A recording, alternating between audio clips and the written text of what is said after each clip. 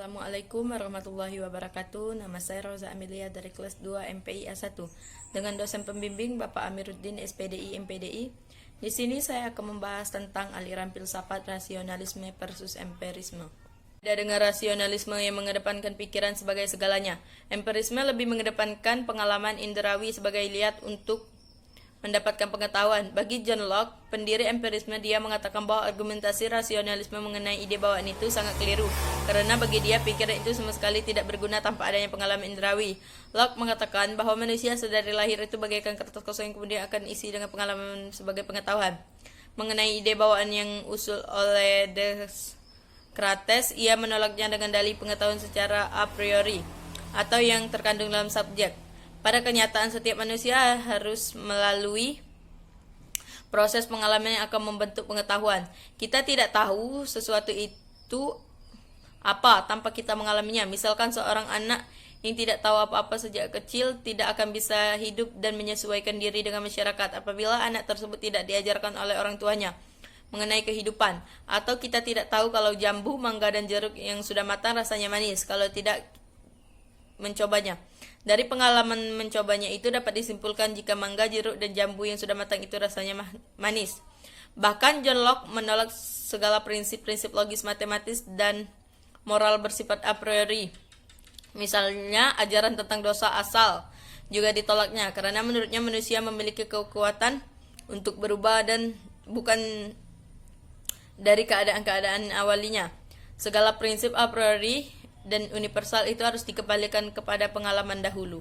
Untuk menjawab apa yang dia kritik terhadap rasionalisme, Locke mulai dengan membuktikan kesahihan pengalaman dalam membentuk ide. Pengalaman dalam mengindra seperti melihat warna, bau, bentuk, dan mendengar sesuatu itu. Ide itu disebut dengan ide-ide simpleks yang akan membentuk sebuah ide kompleks. Ide-ide simpleks misalkan si Andi tubuhnya kurus, si Wawan tubuhnya kekar, dan si Ujang tubuhnya gendut. Dari ide-ide kompleks tentang si Wawan, Andi, dan Ujang itu membentuk ide kompleks atau universal. Bahkan tubuh manusia itu ada yang gendut, kurus, dan kekar. Dari ide-ide simpleks dan kompleks itu kemudian membentuk abstraksi atau proses internal yang akan menghasilkan kesimpulan yang universal tentang manusia dan kemanusiaan. Dari sini dapat dilihat bahwa Locke tidak menolak abstraksi yang identik dengan rasionalisme, tetapi dia hanya menolak pengetahuan a priori. Terakhir, dia membahas dunia yang objektif. Jika rasionalis lebih condong subjektif, maka empirisme seperti Locke lebih mengandalkan dunia yang objektif. Dunia yang objektif adalah hasil dari persepsi setiap orang mengenai pengalaman indrawi yang mereka alami. Locke membedakan menjadi dua kualitas primer dan sekunder.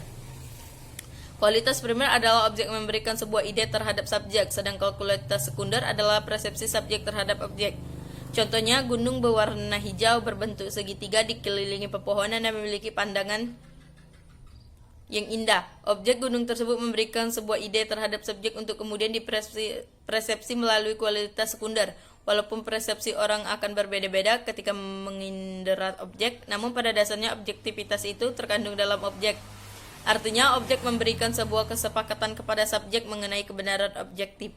Penjelasan tersebut dapat disimpulkan bahwa kontradiksi adalah rasionalisme dan empirisme menjadi hal yang sangat kental di abad modern. Perdebatan antara indera dan rasio, klaim saling membenarkan di antara keduanya memunculkan sebuah keresahan dalam diri Immanuel Kant untuk mendamaikan pertentangan di antara keduanya.